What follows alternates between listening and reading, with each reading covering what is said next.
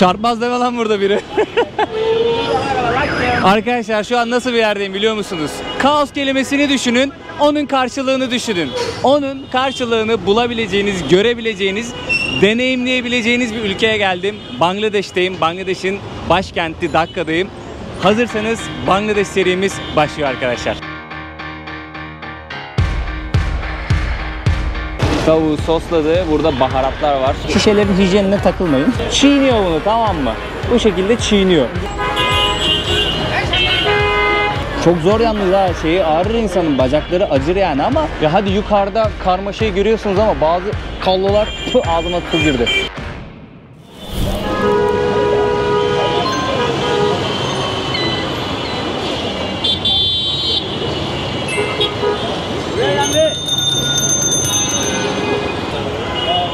Kalabalık karmaşaya bakar mısınız? Burada bir kural yok arkadaşlar. Kendinizi, yani şu an ülkedeki daha ilk günüm, anladığım kadarıyla kendinizi yola atmanız gerekiyor bir yerden bir yere geçmek için. Ve çarpmamalarını diliyorsunuz. Yani şöyle atacağım kendimi yola. Şuradan aradan sıvışacağız. Başka şansımız yok. Çünkü kaldırım da bazen işgal edilmiş oluyor. Siz yoldan kendinize bir yer açmanız gerekiyor. Vay vay vay vay vay. Bu ne kadar hasarlı böyle ya, baksana.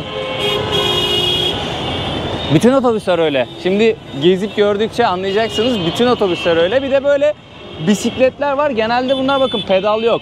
Bunlarda pedal yok. Bazılarında var abi, pedal basıyor yani ayak gücüyle, kas gücüyle gidiyorlar ama genelde elektrikli. Şu ana kadar gördüğüm genelde elektrikli. Daha rahat oluyor tabii onlar için. Ne diyorlardı buna? Riksha mı diyorlardı? Rişka mı diyorlardı? This is Rişka or Riksha? Riksha. Riksha. How are you? Thank you. Thank you. Bu abilerimiz böyle ekmeğinin peşinde, ekmeğini kazanıyorlar. Bu elektrikli olanlarına bineriz. Selamünaleyküm. Ola ki merak edenleriniz varsa, buraya gelmek isteyenleriniz varsa Bangladeş'e kapıda vize alarak geliyoruz arkadaşlar. Ülkeye geliyorsunuz. 51 dolar bir ücreti var. Onu ödüyorsunuz ülkeye geldikten sonra ama şunu istiyorlar. Ya geri dönüş bileti ya da ülkeden çıkış bileti, yani Bangladeş'ten çıktığınıza dair bir bilet görmek istiyorlar. Onun fotokopisini alın, çıktısını alın. Bunun dışında burada kalacağınız, konaklayacağınız yerin fotokopisini, çıktısını alın. Bunu görmek istiyorlar sadece. Kapıda 51 dolar ücreti ödüyorsunuz. Bir iki tane böyle formaliteden soru soruyorlar. İşte ne iş yapıyorsun, nerede kalacaksın gibi formaliteden bir iki tane soru soruyor. Bir tane böyle form var, onu dolduruyorsunuz. Girişte görevliye veriyorsunuz, polis memuruna, hemen o sizin şeylerinizi hazırlıyor, böyle evrağınızı hazırlıyor. Onu kendinde tutuyor. Sadece pasaportunuza giriş mührünü basıyor. Bana 30 gün verdi. Ülkeye giriş tarihimle çıkış tarihimi hemen kalemle yazdı, pasaporta mühür vurduğu yere. 30 yazdı bir de. 30 gün Bangladeş'te kalabilirim. Bunu belirtiyor yazdığı şey. Burada asıl görmek istedikleri şey dönüş ya da ülkeden çıkış bileti aslında arkadaşlar. Yani bunun çıktısı varsa sıkıntıya hiç mahal yok. Rahatlıkla ülkeye girersiniz. Burada ne yapıyorlar? Abimiz buzları buraya koymuş. Selamünaleyküm. Abimiz buraya buzları diziyor. Balık kokusu geliyor ama çok şey yapamadım. Selamünaleyküm. Bir yerden balık kokusu geliyor. Büyük ihtimalle o köpüklerin içinde balık vardı. Burada da balıklar var. Selamünaleyküm. Oy oy oy oy, ne kadar büyük ya. Bak, elimin büyüklüğüne bakın, balığın büyüklüğüne bakın. Kocaman.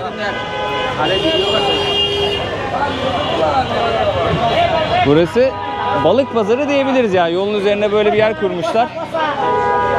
Balık satıyorlar. Fish. Selamünaleyküm. How are you? Thailand, England. Türkiye. Türkiye. Aha. How are you? Good. Russia, Quraysh. Russia, Quraysh. Indonesia. Anlamıyorum dillerini. Bengalce konuşuyorlar. Baksanıza. Fish. Bayağı büyük. It's big, very big. Bayağı büyük ha balıklar. Şu tuhaf gözüküyor hala canlı. Tinci rupiah. Tinci rupiah. Sap, Bunu sap. bilmiyorum. Sap. Sap dedi ona ama herhalde Bengalce ismi sap. Cevamas. It's Bengal Gulf. Bayağı parlıyor bu ya. Baksanıza, bu bayağı parlıyor. Şu tuhaf bir balık. Bu ilginç bir balıkmış ya. Cevo Bella. Donnavat. Donnavat. Hava o kadar basık ki yani balığın kokusu rahatsız etmiyor çünkü hava sizi çok bunalttığı için hiç bunu umursamıyorsunuz. Bayağı büyük balıklar var yalnız ha. Genel itibariyle kocaman balıklar var. Selamünaleyküm.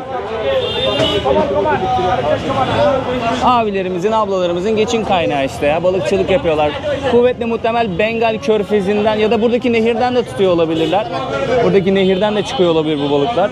Sokakta satıyorlar. Ekmeğinin peşindeler. Şöyle pazarı göstereyim size arkadaşlar. Burada bu tente onları güneşten koruyor diyeceğim de biraz basık bir hava var. Şöyle havayı da göstereyim. Muson dönemi. Ara ara yağmurlar yağıyor. O yağmurlardan koruyor. İşte insanlar burada ekmeğinin peşinde.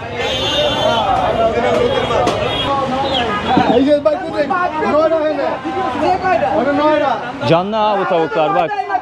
Canlı. İkisinin elindeki tavuklar da canlı. Selamünaleyküm. Ya hayvanı böyle tutuyor. Kıyamam ya. Bunlar işte bak aldı, tamam mı? Şurada da tarttılar, bak göstereyim.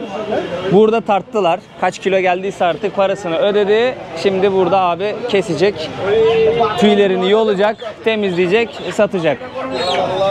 Böyle görünce gerçekten insanın tavuk yiyesi gelmiyor, iştah kaçıyor. Yani seviyoruz, yiyoruz eti, tavuğu ama nasıl temizlendiğini, kesildiğini insan görünce şey yapıyor ya, böyle gerçekten iştah kaçıyor. Baksana hayvanları nerede tutuyorlar.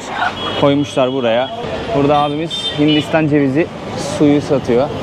Hemen orada kesiyor, pipetle size veriyor. Tabi da buraya atıyor. İçini bir de yiyorlar onun. Hatta şöyle göstereyim. Şu orta kısmını böyle bir parça koparıyor, tamam mı? Bu orta kısmında beyaz, şu gördüğünüz beyaz ne denir? Eti denir. Eti diyeyim. Meyvesi. Onu böyle sıyıra sıyıra yiyorsunuz. Lezzetli oluyor. Ben seviyorum. Onun bir de kurutuyorlar ya, böyle kıtır kıtır yiyorsunuz, o da lezzetli oluyor, güzel oluyor. Çok basık bir hava var. İnanılmaz basık bir hava var. Şu an Eylül ayındayız, 9 Eylül'deyiz. İzmir'in kurtuluşu. Yani o şeyi hissediyorsunuz, muson dönemi. Ara ara yağış oluyor, birden böyle bastırıyor, sonra kesiliyor, sonra yine yağış yok. Harbiden musonu burada hissediyorsunuz çok net bir şekilde. Ya nefes alabileceğiniz bir hava değil bu arkadaşlar. Zaten sıcak var. O basık havayla birleşince mahvediyor insanı. Gerçekten mahvediyor. Abimiz burada kızartma yapıyor. Bakın burada tavuk var. Sosluyor şimdi tavuğu. Chicken. Tavuğu sosladı. Burada baharatlar var. Onu alacak şimdi. Buraya atacak. Şu an burada bir balık kızarıyor. Pişirdikten sonra ne yapıyor abi? Buraya koyuyor. Siz buradan alıyorsunuz, yiyorsunuz. Selamünaleyküm. Selamünaleyküm. Şöyle bu tarafa geçeyim de. Şimdi onu atacak büyük ihtimalle. Bak aşağıda da pilav var. Sokak yemekleri burada. Böyle arkadaşlar. Zaten ilerleyen videolarda göreceğiz.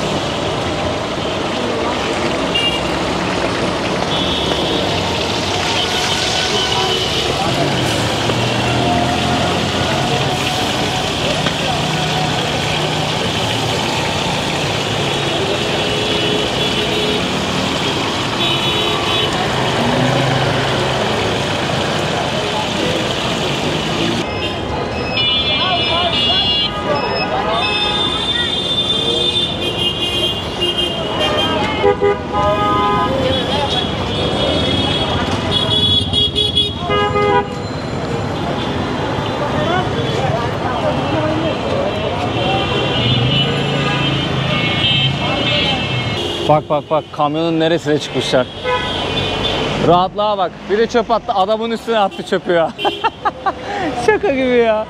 Gerçekten şaka gibi. Yani geldiğimden beri inanılmaz eğleniyorum. İnanılmaz eğleniyorum. Çok sıcakkanlı insanlar. Dil tutmuyor şimdi. İngilizceleri de çok iyi değil. Bilen de aksandan anlaşılmıyor.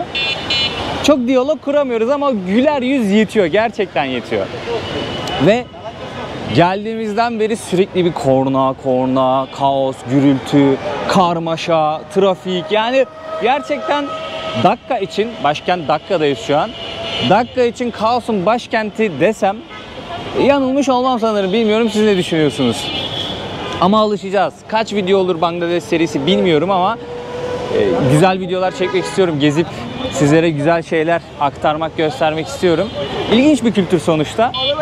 Aşina olduğumuz bir kültür de değil. Mesela bakın burada bisikletin arkasına ne koyuyorlar? Tüp koyuyorlar. Ana haber bültenine çıkmayız umarım. Selamünaleyküm. Burada Müslüman ülke arkadaşlar. Selamun aleykümle kapı açacağız. O şekilde girmeye çalışacağız muhabbetlere. Aşağı yukarı 175 milyon nüfustan bahsediyorum. Bakın 175 milyon nüfus.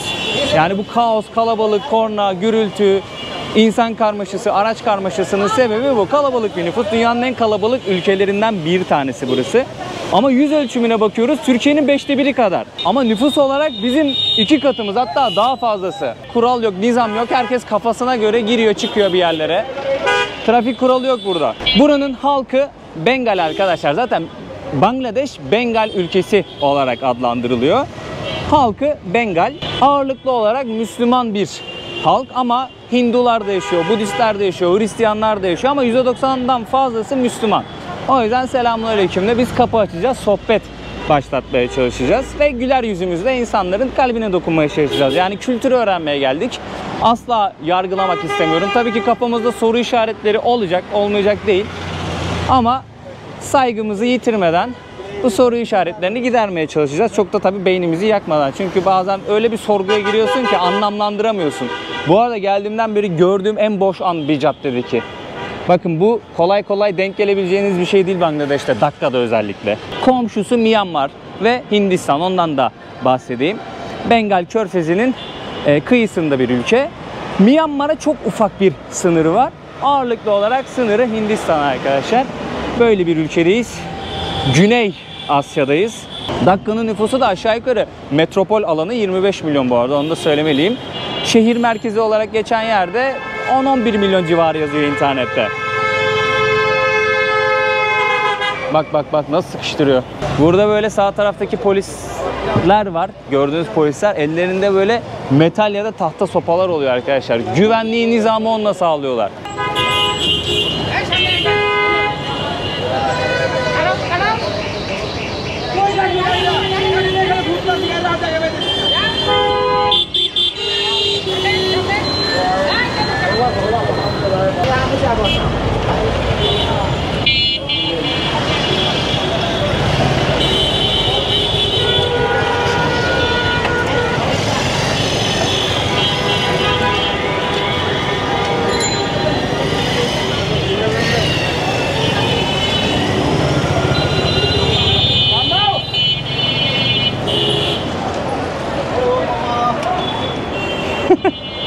Selamünaleyküm, selamünaleyküm. How are you? I'm fine, bro. How are you? Good?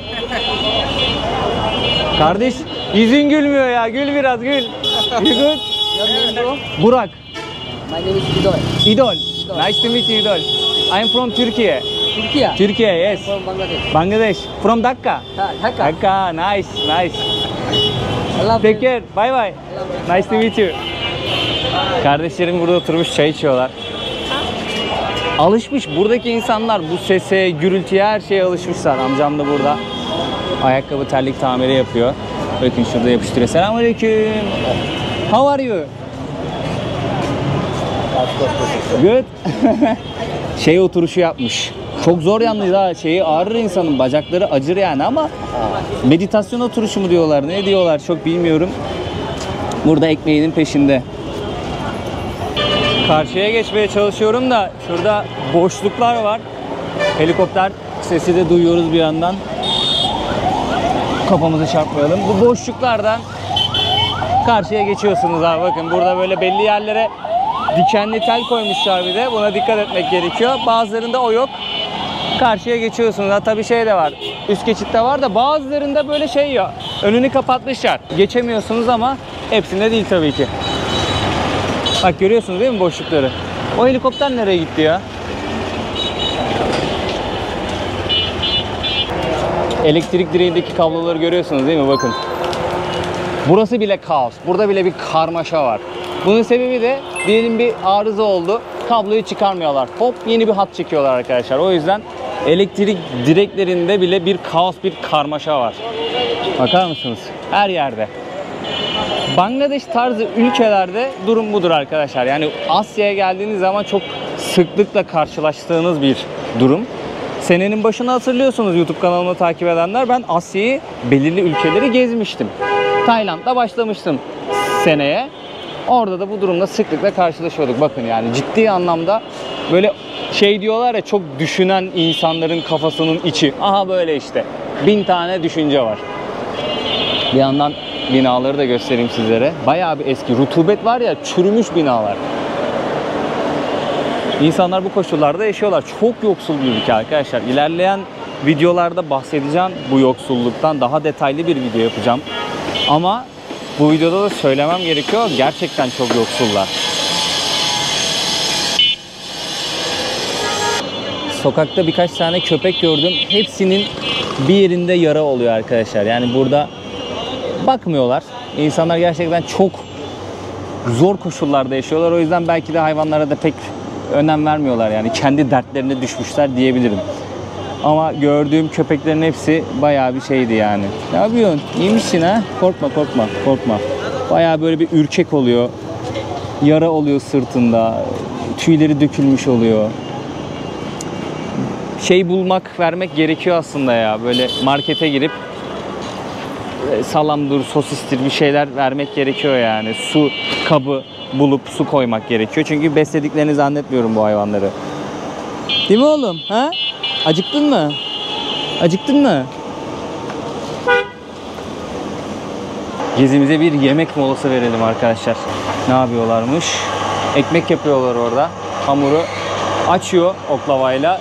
Şöyle görüyorsunuz, düz ediyor. İçeriye koyuyor. Daha sonrasında bizim bildiğimiz lavaş. Selamünaleyküm. Afiyet olsun, afiyet olsun. Arkadaşlar şimdi bir restorana geldik. Karnımızı doyuracağız. Tavuk biryani sipariş ettik. Burada farklı bir şekilde yapıyorlar. Normal pilav getirdiler. Düz pilav getirdiler arkadaşlar. İçerisinde karanfil var. Normalde tavuk biryani ya da et biryani söylediğinizde ya da vejetaryen biryani söylediğinizde tavuğu, eti, sebzesi her şey pirincin içerisinde oluyor. Karışık soslu bir şekilde veriyorlar. Burada ayrı ayrı verdiler. Böyle tavuğu yanında getirdi sosuyla birlikte. Bir de yanında haşlanmış yumurta var. Bir de biz turistiz diye sanırım ikram olarak bize et getirdiler arkadaşlar. Şöyle göstereyim. Bayağı yağlı ve soslu bir et. Fiyatını bilmiyorum. Şimdi bir tadına bakalım, deneyelim. Çıkınca ben size fiyatını da söyleyeceğim. Çok yoğun bir karanfil tadı var. Çok yoğun bir karanfil tadı var. Pirinci bizim bildiğimiz pirinçlerden değil. Birazcık böyle ince ve ufacık. Yemekteki asıl olayı ben size söylemeyi unuttum. Şimdi normalde biz kaşıkla çatalla yiyoruz değil mi? Ama burada kültür öyle değil. Bunu alıyor, tamam mı? Bak şöyle soslu, yağlı. İçerisinde eti ben kaşıkla aldım, pilavın içine koydum, öyle yiyorum. Burada o sosu döküyorlar. Eliyle karıştırıyor, tamam mı? Pilavı, gördüğünüz şöyle pilav, eliyle karıştırıyor, bu soslu eti döktü ya, karıştırıyor, yediriyor iyice sosunu, alıyor, o şekilde yiyor. Mutlaka sokakta bir yerde görürüz, bir pazar, çarşı gezdiğimizde görürüz, ilerleyen videolarda olur belki, bilmiyorum. Çatal kaşık kullanma kültürü pek yok. Elle yiyorlar, yediriyorlar sosu, hop, afiyet olsun. En sonunda elleri siliyorlar, bu kadar. Yani güzel et. Birazcık baharatlı, hafif bir acısı var. Burada zaten acısız hiçbir şey yok. Ama hijyenle ilgili hiçbir garanti veremem. Böyle ülkelerde de zaten onu aramayacaksınız arkadaşlar. Sevgili Uğur Kola, yemek nasıldı? Güzeldi. Tavuğu yemedik de yani etini yedik, etiyle pilavı. En azından sanki dün yediğimiz pilavdan daha iyiydi ya. Dünkünden bence de daha iyiydi. Evet, güzeldi ama karanfil biraz farklılık katıyor pilavlara. Evet, o bir şey vardı, onu soracaktım içinde. Büyük ihtimalle karanfildi o. Bayağı bir yoğun tadı vardı. Çok. Bir de yaprak koyuyor. Hafif ekşitiyor onu o yaprak. Biz onu balığa koyuyoruz. Aa, evet, o bayağı, onun tadı çok kötüydü ama bu arada ya. Pilavda olmaz yani. Oydu değil mi benim sevmediğim Evet. tat? Pilavda olmadı o. Olmadı arkadaşlar. Pilavda olmaz. Fena değildi. Kaşık vardı. Kaşık vardı. Ya bu coğrafyada kaşık gördüğün yerde yemek yiyeceksin. Aksi halde vermiyorlar. Elle yemek zorunda kalıyorsun. Evet. Buranın kültürü o, dediğim gibi. Zaten bir kaşıkla biz yedik. Aynen, bir kaşıkla biz yedik orada. Arkadaşlar bir Asya seyahatine çıktık diyebiliriz aslında, değil mi? Ufak bir Asya seyahati gibi olacak ama farklı ülkelere gideceğiz. Senin de bir önceki Asya Evet, seyahatinden. aslında gideceğimiz çok ülke yok aslında. 3-4 tane var. 3-4 tane, evet. Bunların 2-3 tanesine bir de konuşabilsek. Çok Sen de ses var. gitmedin. Evet. Ben de gitmedim. Yani evet, gitmedik ya. Gitmediğimiz ülkeler olacak. Uğur'u tanıyanlarınız vardır. Uğur Kola benim en yakın arkadaşım. Sevgili Uğur Kolam. Ne değişik soyadım var ya, Kola. Evet, Kola. Beraber çıktı bu geziye arkadaşlar. Hem Bangladeş'te hem birkaç farklı ülkede beraber olacağız. Beraber gezeceğiz. Biliyorsunuz, tanıyanlarınız vardır zaten. Uğur'u sosyal medyadan takip edenleriniz vardır. Takip etmeyenler için Uğur da içerik üretiyor. YouTube'dan Uğur Kola, Instagram'dan da Uğur Kola adını yazarsanız, aratırsanız kanalına ve Instagram sayfasına ulaşacaksınız. Facebook'tan, TikTok'tan da takip etmeyi unutmayın bu arada arkadaşlar. Yorumlara benden de selam gönderirseniz çok sevinirim. Bayağı uzun zaman oldu aslında. Bu Gürcistan'la Azerbaycan seyahatini saymıyorum. Bayağı uzun zamandır biz seninle seyahat etmedik kanka. Şimdi şöyle bir şey var bu seyahatimizin. Biz Burak'la 6 senedir, 7 senedir Tabii arkadaşız. 2019'dan beri tanışıyoruz. Ama yediğimiz içtiğimiz ayrı gitmiyor. Evet. Uzun seyahati aslında ilk başlarda çıkmıştık. Şimdi 6 senenin üstüne. Yani YouTube'u ilk yapacağımız zaman çıktığımız seyahat var. Evet. Bir de 6 sene sonra belirli bir insana, yani kitleye hitap ettiğimiz bir dönem var şu anda. Evet. Ve çok farklı ülkeler var. Yani Çok farklı Bangladeş ülkeler var. bambaşka bir coğrafya. Sonra gideceğimiz yerler Bambaşka coğrafyalar. Farklı. Onlar sürpriz olsun. Evet. Uğur'un buraya 3. gelişi bu arada. Yani kanalından diğer videolara da bakabilirsiniz. Ama bu güncel videoları da takip edin. Biz aynı sekansta gideceğiz. Evet, güncel evet. gideceğiz. İkimizin videolarına da yorum yazarsanız, beğenirseniz çok seviniriz ve kanallara abone olursanız YouTube bize söylüyor bunu, yani izleyicilerinize söyleyin diyor. Biz de sizlere aktarıyoruz arkadaşlar. Biz YouTube öncesinden tanışıyoruz yani. Hani YouTube evet. serüveninde beraber karar alarak başladık. Ya şöyle, biz sokakta kolye bileklik satıyorduk arkadaşlar. O zaman daha YouTube'a başlamamıştık. Evet. Çadırlarda kalıyorduk Burak'la beraber. Gerçekten bunu yaşadık. İlk baştan takip edenler biliyordur zaten. İşte o zamanlardan çok şükür bu zamanlara Evet.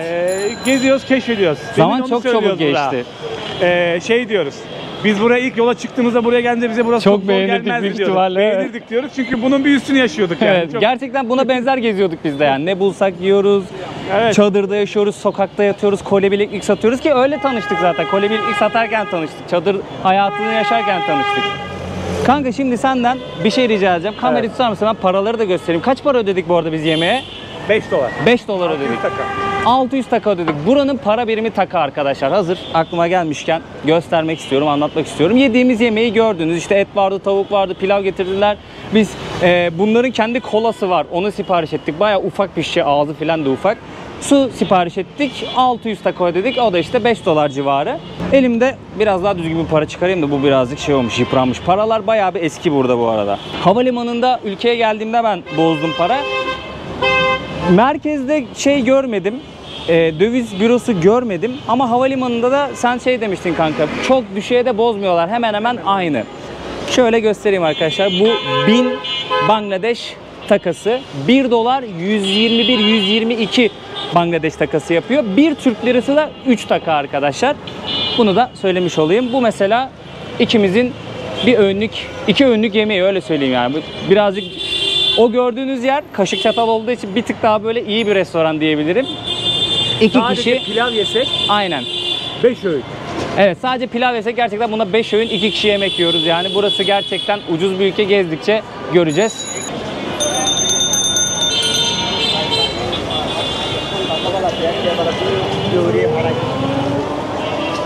Bangladeş'in tarihine baktığımızda çok ciddi bir sömürge görüyoruz arkadaşlar. Yani çok uzun süreler İngiliz sömürgesi altında yaşamış bu insanlar. 1757 yılından itibaren 1947 yılına kadar İngiliz sömürgesi altında kalmışlar. Bunu nasıl yapmış İngilizler? İngiliz Doğu Hindistan şirketi var. İngiltere'nin, yani o dönem Britanya'nın Asya'daki sömürgesinin temeli diyeyim. Yani o şirketin aracılığıyla Asya'daki ülkeleri sömürmüş İngilizler, Britanya İmparatorluğu. Buradaki zenginlikleri, bütün değer olabilecek, değer yaratabilecek her şeyi İngiltere, Britanya'ya götürmüşler ve bu ülkelerin iş gücünü sömürmüşler. Mesela tarımsal ürünleri buradan İngiltere'ye, Britanya'ya götürüyorlar.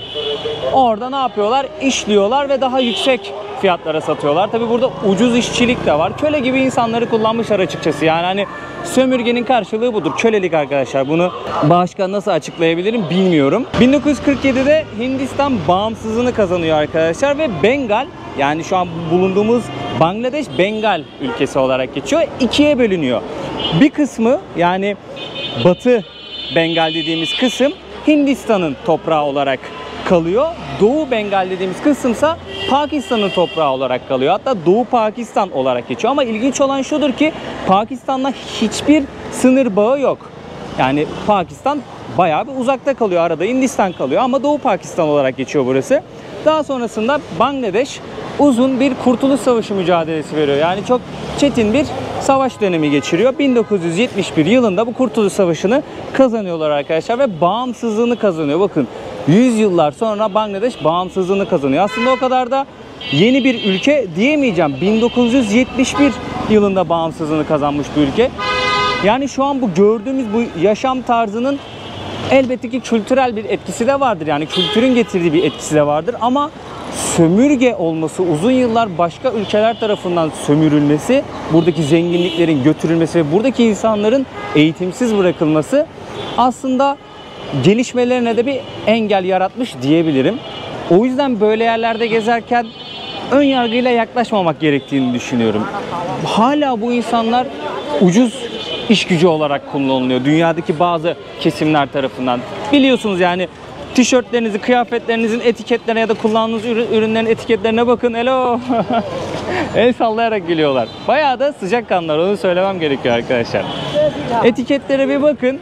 Made in Bangladesh'i birinde görmezseniz diğerinde göreceksiniz. Hala burada insanlar günde 1-1,5 dolar kazanarak yaşamaya çalışıyorlar. Ya öyle bir durumda insan tamamen hayat mücadelesine giriyor. Kendini geliştirme, farklı kültürler öğrenme. Ya biz biraz geri mi kaldık acaba? Biraz modernleşsek mi? Sorusunu sorma pozisyonuna kendini sokamıyor.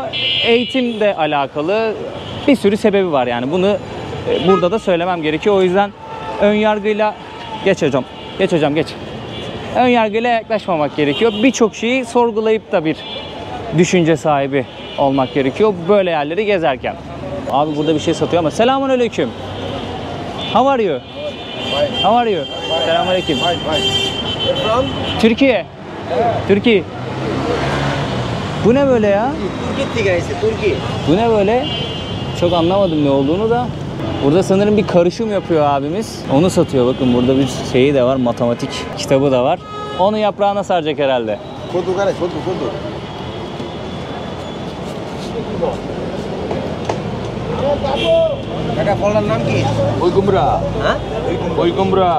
Amcamızın saçı sakalı gördüğünüz üzere turuncu. Saç sakal turuncu. Kına yakıyorlar arkadaşlar. Hazreti Muhammed de sakallarına kına yaktığı rivayet ediliyor. O yüzden sünnet olduğu için saçlarının sakallarını turuncuya boyuyorlar. Gel bir fotoğraf alalım amcam. Şöyle bir fotoğraf alalım seninle. Donnavat. Donnavat da teşekkürler demek Bengalce'de.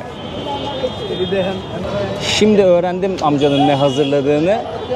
Burada farklı bitkiler var arkadaşlar. Onları böyle kağıda sarıyor, tamam mı? Sonra ondan bir karışım yapıyorlarmış galiba. İçiyorlar mı, yiyorlar mı tam olarak onu çözemedim.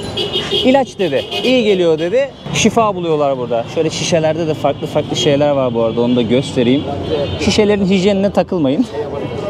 Şifa. Amcamız şifa dağıtıyor.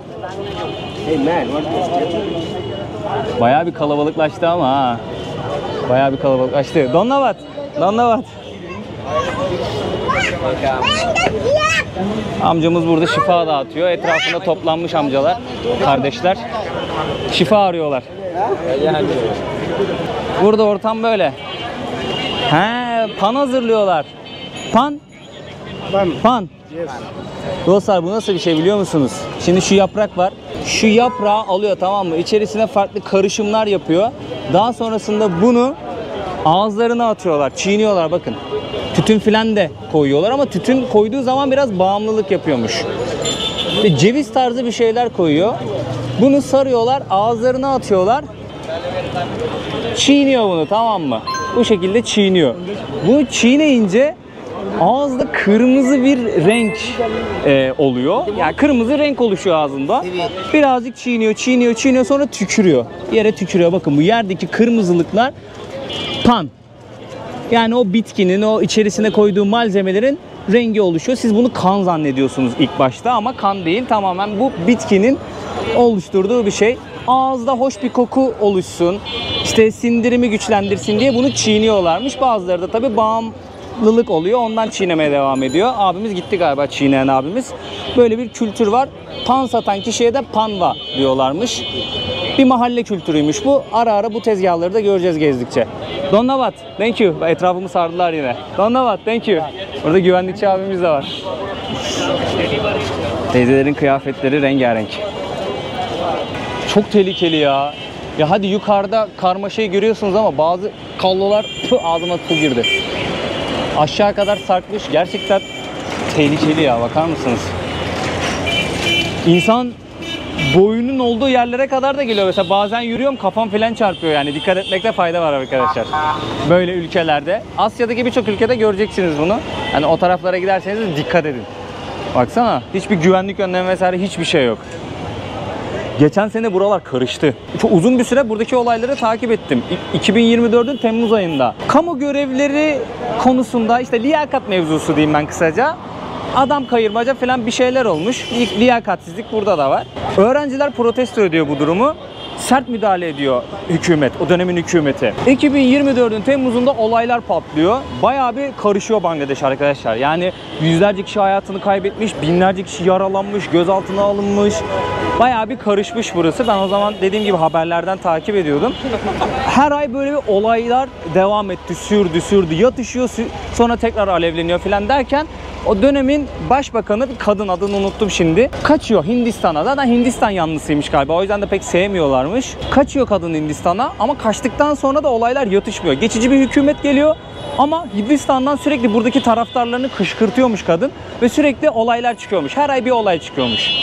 Geçen seneden bu seneye kadar bak, bir seneden fazla oldu işte, yani 13-14 ay falan oldu. Ara ara böyle sürekli olaylar devam etmiş. Ölenler oluyormuş, yaralananlar oluyormuş. Hatta en son geçtiğimiz Ağustos'ta hayatını kaybeden birisi vardı sanırım. Yine olaylar çıkmış. Bir senedir karışıyor burası, öyle söyleyeyim. Öyle bir durum da var burada. Şu an bir sıkıntı görmüyoruz. Sakinlik var ama o taraftan yine konuşursa o kadın, kaçan başbakan, büyük ihtimalle yine burada bir karışıklık olur. Hala taraftarları varmış burada. Pimi çekilmiş bomba gibi bekliyor aslında. Her an her şey olabilir gibi. Burada bir durum olursa da onu da sizlere aktarırım arkadaşlar. Video zaten güncel olacak. Ben şu an çekiyorum. Yarın büyük ihtimalle izlersiniz bu videoyu. Yetiştirirsem yarın, yetiştiremezsem bir sonraki gün izlersiniz. Burası bayağı geniş bir meydanmış bu arada ya. Bak bunlar ambulans. Ambulans, tamam mı? Ben asla yol verdiklerini görmedim. Hello. I'm good. How are you? Fine. Burada ortam böyle. Burak. What is your name? My name is Nozgul. Nice to meet you. Your country? Türkiye. Oh, nice. Maşallah. Burada öyle abi. Selamünaleyküm. Maşallah. İnşallah. Öyle devam edeceğiz burada. Arkadaşlar Bangladeş'teki ilk günümüzü tamamlamış bulunuyoruz. Videonun da sonuna geldik. Benim için çok ilginç bir deneyim oldu açıkçası. Sizin de fikirlerinizi merak ediyorum. Yorumlara Bangladeş'le ilgili düşünceniz neler? Yani aklınızda neler oluştu? Belki ilk defa Bangladeş'i izleyeniniz vardır. Belki ilk defa benim videolarımı izleyeniniz vardır. Fikirlerinizi yorumlara yazarsanız çok sevinirim. Gerçekten farklı bir coğrafya. Bize garip geliyor, tuhaf geliyor. Ama yadırgamadan onları da anlayacak bir şekilde anlatacağız, göreceğiz, deneyimleyeceğiz. Bangladeş seyrimiz bu videoyla başlamış oldu. Devam edecek. İkinci videoda pazar günü olacak. Bildirimleri açmayı unutmayın arkadaşlar. Bildirimleri lütfen açın. Kanala abone olmayı unutmayın. Beğeni ve yorum atarsanız da çok sevinirim. Kendinize çok iyi bakın.